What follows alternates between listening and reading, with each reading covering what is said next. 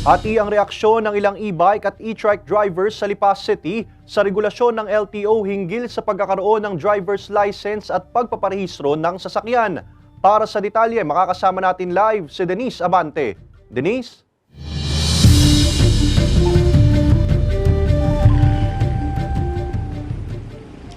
Sa public roads daw kasi dumadaan ang ilang e-bikes at e-trikes kaya nais ng LTO sana na maiparehistro ang mga ito.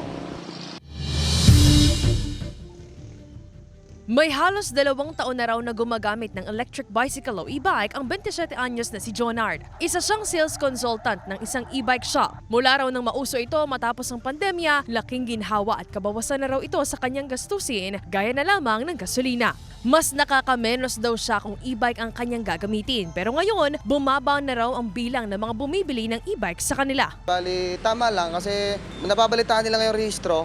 So may mga doubt din sila. Ako, e-bike user din. So pag may license ka po kasi, so may train ka doon. So alam mo po yung mga traffic rules natin. Medyo prevent tayo sa accident. Kasi pag may license po kayo, yun talagang matuturuan kayo ng ayos doon. So sa akin po, okay lang po. Pabor din dito ang tricycle driver na si Augusto. Natural lang ngayon. At sila nagamit din ng karsada talagang dapat lang sila magparesensya, magparehistro. Pero kung e-bike ka, nadyan ka sa highway na ganyan, hindi ka naman makatakbo ng matulin at pagkano, biglang-biglang kukurba.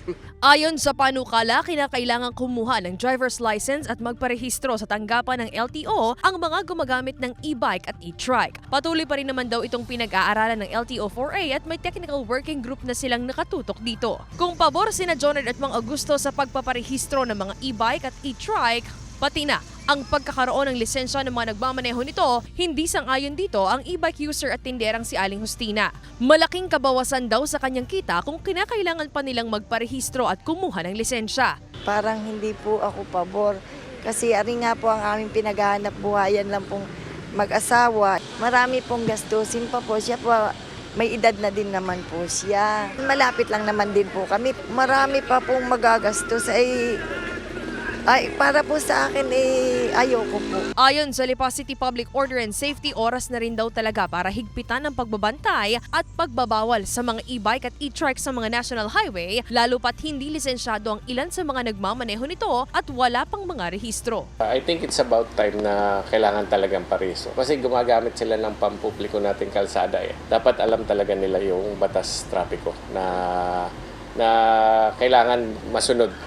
Hindi lang basta sasakay. Yung mga minor, hindi rin talaga pwede dapat. Dismayado rin ang e-bike user na si Julius. Ayon sa kanya, mas nakatitipid siya sa gasolina at oras kapag e-bike ang ginagamit. Ari naman po yung bicycle Kasi meron naman po tayong alternative route para sa mga e-bike sa tagiliran lang. Unang-una, wala naman po itong makina Opo, hindi po siya ganun kabilis tumakbo.